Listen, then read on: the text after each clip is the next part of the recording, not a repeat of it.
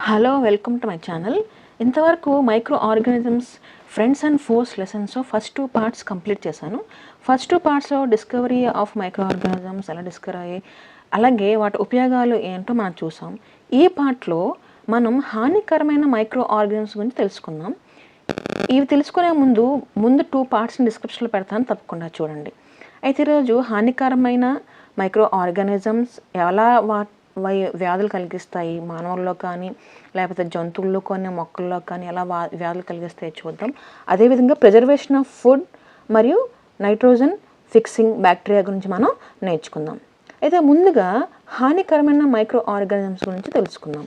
అయితే ఈ micro organisms ముఖ్యంగా మనకి ఎలా హాని కలిగిస్తాయంటే మనలో వ్యాధులని కలిగించి మనల్ని హాని కలగజేస్తాయి.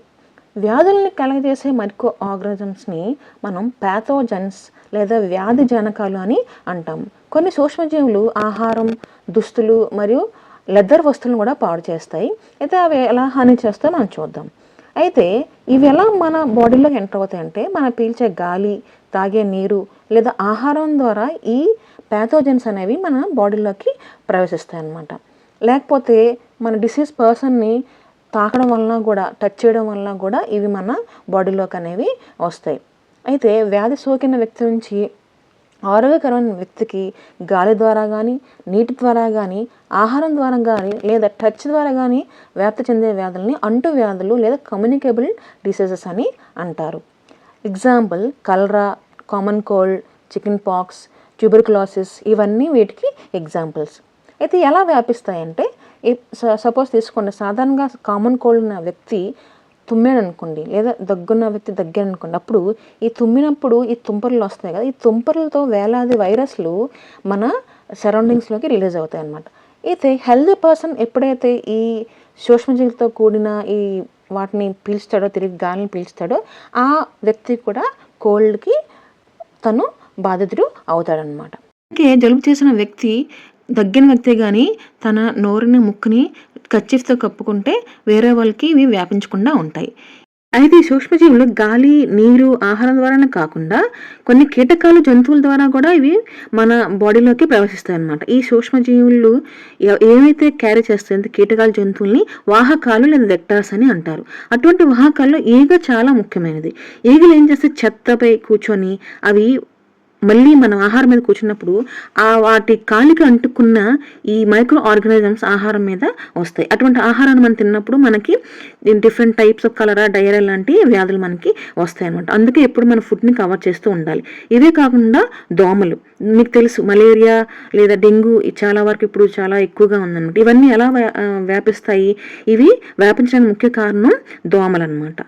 మలేరియా పారాసైట్ అయిన ప్లాస్మోడియంని వ్యాప్తి చేసే ఫిమేల్ ఎనాఫిల్స్ దోమ, అలాగే డెంగ్యూ వైరస్కి ఫిమేల్ ఏడిస్ మస్కిటో అనేది వాహకంగా పనిచేస్తుంది. అయితే మలేరియాగా డెంగ్యూ వ్యాప్తిని మనం ఎలా నియంత్రించవచ్చు అంటే, దోమలు సాధారణంగా నీటిలో గుడ్లు పెడతాయి. గుడ్లు పెట్టి ఆ గుడ్లు లార్వాలుగా మారి అప్పుడు దోమలుగా మారుతాయి. కాబట్టి మనం నీళ్ళు నిల్వ ఉండే ప్లేస్ని మనం అవాయిడ్ చేయాలి. మన ఇంటి చుట్టుపక్కల నీళ్ళు నిల్వ ఉండకుండా చూసుకోవాలి. కొన్ని సాధారణమైన హ్యూమన్ డిసీజెస్ మైక్రోబ్స్ కలిగినవి నేను టేబుల్ పెట్టాను, చూడండి. అయితే ఈ మైక్రో ఆర్గానిజమ్స్ మానవుల్లో కాకుండా కొన్ని యానిమల్స్లో కూడా డిసీజ్ కాజ్ చేస్తాయి. ఎగ్జాంపుల్ యాంథ్రాక్స్ అనేది క్యాటిల్ అంటే ఆవుల్లోని ఇది చూడొచ్చు. ఈ బ్యాక్టీరియా ఏంటంటే బ్యాసిలస్ యాంథ్రాసిస్, దీన్ని రాబర్ట్ కోచ్ డిస్కవర్ చేశారు. అలాగే కొన్ని ప్లాంట్స్లో కూడా మనం ఈ డిసీజెస్ చూడొచ్చు. Like wheat, rice, potato, sugarcane, orange, apple ఇవన్నిటిలో కూడా మనం ఈ మైక్రోబ్స్ వ్యాధులు కలగ చేస్తాయి. దీనివల్ల ఏంటంటే ఈల్డ్ అనేది తగ్గిపోతుంది అనమాట. ఎగ్జాంపుల్కి నిమ్మలో సిట్రస్ క్యాంకర్ అనేది బ్యాక్టీరియా కలుగుతుంది. Mode of transmission air. Rust of వీట్లో వస్తుంది, ఇది ఫంగై వల్ల కలుగుతుంది. ఎయిర్ సీడ్స్ వల్ల వ్యాపిస్తుంది. అలాగే ఎల్లో వెయిన్ మొజాయిక్ ఆఫ్ బెండకాయలో కల్పిస్తుంది, ఇది వైరస్ వల్ల, ఇది ఇన్సెక్ట్స్ ద్వారా వ్యాపిస్తుంది అనమాట. అయితే ఇవి వివిధ వ్యాధులు కలగజేసే మైక్రో ఆర్గానిజమ్స్. తర్వాత ఫుడ్ పాయిజనింగ్ గురించి చూద్దాం. ఫుడ్ పాయిజనింగ్ అంటే ఏంటి? ఒక్కొక్కసారి ఏమవుతుందంటే చాలామంది మీరు చూస్తూనే ఉంటారు, హాస్టల్స్లో ఫుడ్ పాయిజనింగ్ అయింది అని వింటూ ఉంటారు. అయితే ఎందుకు అలా అవుతుందంటే ఎక్కువ మోతాదులో వాళ్ళు వంట చేసినప్పుడు సరిగ్గా ప్రికాషన్ తీసుకోకుండా తడి ఏమైనా తగిలినా, ఏమైనా సరిగ్గా ప్రిపేర్ చేయకపోయినా ఏమవుతుందంటే ఆ ఫుడ్ అనేది మైక్రో ఆర్గనిజమ్స్ అటాక్ చేసి ఆ ఫుడ్ని పాడు చేస్తాయి అనమాట. ఈ ఫుడ్ని పిల్లలు తీసుకున్నప్పుడు వాళ్ళు వివిధ ప్రాబ్లమ్స్ అంటే వాంతులు విరోచనాలు అంటే కలిగి ఫుడ్ పాయిజనింగ్ అనేది జరుగుతుంది. ఇది కొన్నిసార్లు అంతవరకే ఉండొచ్చు, లేదా దానికి కూడా దారి తీయొచ్చు. కాబట్టి ఫుడ్ ప్రిజర్వేషన్ అనేది చాలా చాలా ఇంపార్టెంట్ అనమాట. అయితే ఫుడ్ ప్రిజర్వేషన్ అంటే ఏంటి? ఆహారాన్ని కొన్ని పద్ధతులు ఉపయోగించి వాటిని కొంతకాలం, వాటి నిర్ణీత సమయం కన్నా కొంతకాలం ఎక్కువగా నిల్వ చేయడాన్ని ఫుడ్ ప్రిజర్వేషన్ అంటారు. అయితే మన ఇంట్లో సాధారణంగా ఫుడ్ ప్రిజర్వేషన్ ఎలా చేస్తారో తెలుసు కదా, రిఫ్రిజిరేటర్. ఓకేనా? ఇంకా ఏమేమి మెథడ్స్ ఉన్నాయో మనం చూద్దాం. ఫుడ్ ప్రిజర్వేషన్లో ఫస్ట్ది అంటే కెమికల్ మెథడ్. ఈ కెమికల్ మెథడ్లో సాల్ట్స్, కొన్ని ఆయిల్స్, మన వంట నూనెలు జనరల్గా ఉపయోగించి మనం మైక్రో ఆర్గనిజమ్స్ గ్రోత్ని మనం అరికట్టవచ్చు. వీటిని ప్రిజర్వేటివ్స్ అని అంటారు. ఇవే కాకుండా కొన్ని chemicals like sodium benzoate, sodium metabisulphite అనేవి కామన్ ప్రిజర్వేటివ్స్ అనమాట. వీటిని జామ్స్, స్క్వాషెస్లో మనం వాడి వాటిని ప్రిజర్వ్ చేస్తాం అనమాట. అయితే preservation by common salt, normal ఉప్పు ద్వారా ఎలా ప్రిజర్వ్ చేయొచ్చు అంటే, ఇది మనకు చాలా తెలుసు. చాలామంది ఎండు చేపలు ఉంటాయి, ఎండు చేపలను ఏం చేస్తారు, వాటికి సాల్ట్ పెట్టి ఎండలో ఉంచి వీటిని సంవత్సరాల తరబడి నిల్వ చేయొచ్చు. అలాగే మీట్ని కూడా అప్పుడు అలాగే నిల్వ చేసేవారు అనమాట. డ్రై సాల్ట్ని వాటిని వేసి, దీనివల్ల ఏంటవుతుందంటే సాల్ట్ అనేది బ్యాక్టీరియాని గ్రో అవ్వకుండా ఆపుతుందన్నమాట. ఇవే కాకుండా ఆమ్ల, ఉసిరికాయలు, పచ్చి మామిడికాయలు, చింతపండును కూడా ఉప్పు వేసి చాలామంది ప్రిజర్వ్ చేస్తారనమాట. తర్వాత ఇంపార్టెంట్ ఏంటంటే షుగర్, పంచదార కూడా ఈ మైక్రో ఆర్గన్స్ గ్రోత్ని పెరగకుండా కాపాడుతుందన్నమాట. దీనివల్ల ఏంటి, పళ్ళు ఇప్పుడు 1 ఇయర్లో మన సీజనల్ పళ్ళు ఉంటాయి, సీజనల్ పళ్ళు ఆ సీజన్లో వస్తాయి, తర్వాత మనం దొరకవు. ఇప్పుడు మామిడి పళ్ళు ఉన్నాయి, సమ్మర్లోనే ఉంటాయి, తర్వాత మనం దొరకవు. దానివల్ల మనం ఎలా ప్రిజర్వ్ చేస్తాం వాటిని, మీరు సాధారణంగా జ్యూస్ రూపంలో కానీ, లేదా ఆవకాయ రూపంలో కానీ, జెల్లీస్, జామ్స్ రూపంలో కానీ మనం ప్రిజర్వ్ చేస్తాం. ఇక్కడ ప్రిజర్వేషన్ బై షుగర్ కాబట్టి మనం జామ్స్, జెల్లీస్, లేదా స్క్వాషెస్ రూపంలో కూడా మనం షుగర్ని యాడ్ చేసి ప్రిజర్వ్ చేయొచ్చు అనమాట. దీనివల్ల ఏంటవుతుందంటే షుగర్ అనేది వాటిలో ఉన్న మాయిశ్చర్ని, తేమని తగ్గించి బ్యాక్టీరియా గ్రోత్ని ఆపుతుంది. మెయిన్ మనకి బ్యాక్టీరియా ఎలాంటి సిచ్యువేషన్లో పెరుగుతుందంటే తేమ ఉండాలి. వాటికి తేమ ఎక్కువగా ఉంటే వాటి గ్రోత్ అనేది ఎక్కువగా ఉంటుంది. ఈ సాల్ట్, షుగర్ అనేవి ఏంటంటే వాటి తేమను తగ్గించి వాటి గ్రోత్ని తగ్గిస్తాయి అన్నమాట. తర్వాత preservation by oil and vinegar use చేసి పికిల్స్ మనం తయారు చేస్తాం. చాలామంది వెనిగర్లో చాలామంది ఉంచుతారనమాట. అలాగే వెజిటేబుల్స్, ఫ్రూట్స్, ఫిష్, మీట్ ఇవన్నీ ఆయిల్, వెనిగర్ యాడ్ చేసి మనం ప్రిజర్వ్ చేయొచ్చు. తర్వాత హీట్ అండ్ కోల్డ్ ట్రీట్మెంట్లో ప్రిన్సిపల్ ఏంటంటే మైక్రో ఆర్గానిజమ్స్ అనేవి ఎక్కువ వేడిలో కానీ తక్కువ టెంపరేచర్ కానీ బతకలేవు అనమాట. ఈ ప్రిన్సిపల్ని బేస్ చేసుకొని మనం హీట్ అండ్ కోల్డ్ ట్రీట్మెంట్ చేస్తాం. పాలు మనం ఇచ్చిన వెంటనే బాగా మరిగిస్తాం. దీనివల్ల దాంట్లో ఉన్న మైక్రో ఆర్గానిజమ్స్ అనేవి చనిపోతాయి అనమాట. అయితే ఈ చల్లారిన తర్వాత మళ్ళీ ఏం చేస్తాం, ఫ్రిడ్జ్లో పెడతాం. అంటే ఫ్రిడ్జ్లో ఉన్న టెంపరేచర్ అనేది చాలా తక్కువగా ఉంటుంది.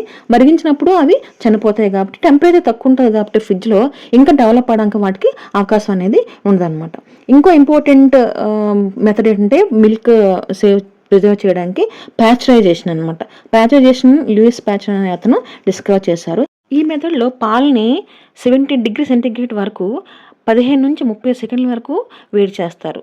తర్వాత వెంటనే దాన్ని సడన్గా చిల్ చేసి 10 డిగ్రీ సెంటీగ్రేడ్ దగ్గర స్టోర్ చేస్తారు.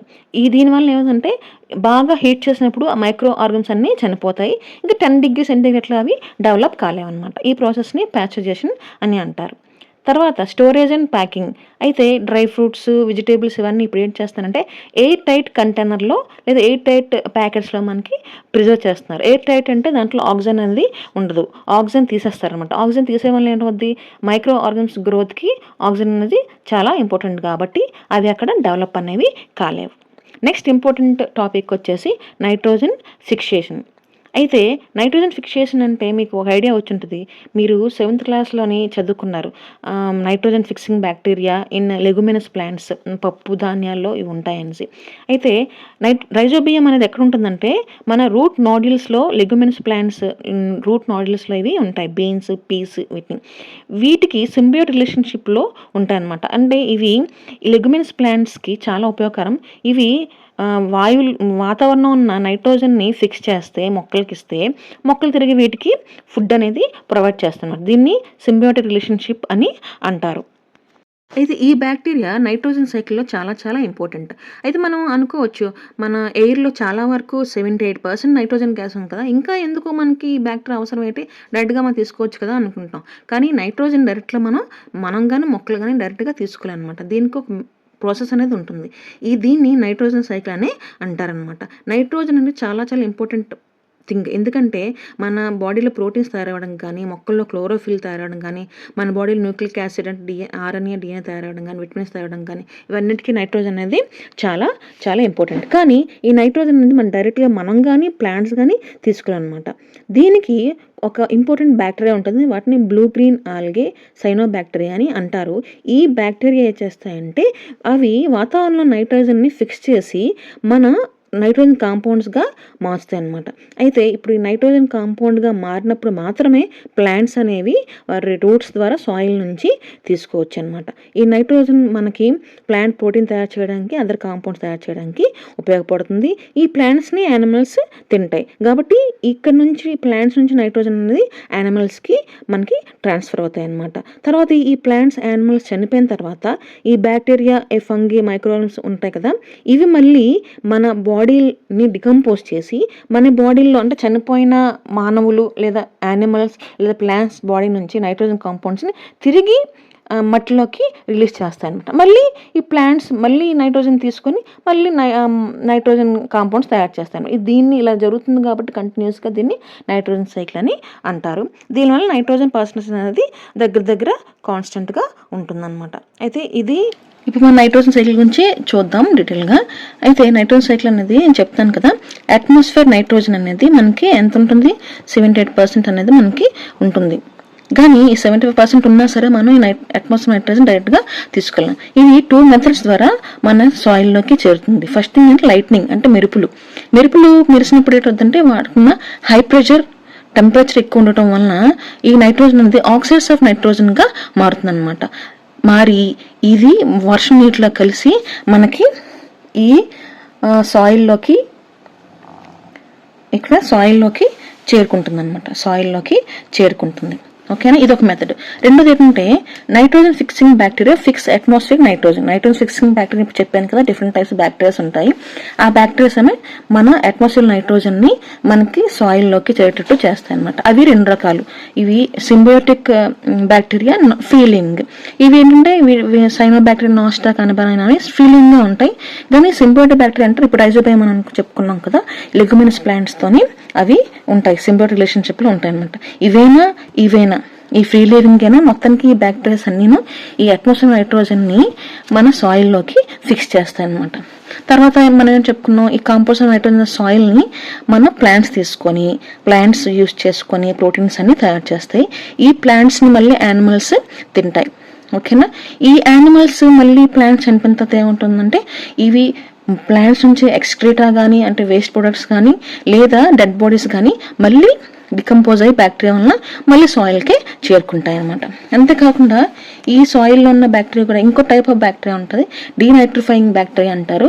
వీవి మళ్ళీ ఏం చేస్తుంటే సాయిల్లో ఉన్న నైట్రోజన్ని మళ్ళీ అట్మాస్ఫియర్లోకి రిలీజ్ చేస్తాయి అనమాట. అయితే ఈ విధంగా ఈ అట్మాస్ఫియర్లోని నైట్రోజన్ సైకిల్ అనేది కంటిన్యూస్గా జరుగుతూ ఉంటుంది. Thank you for watching. Please follow my channel for more video.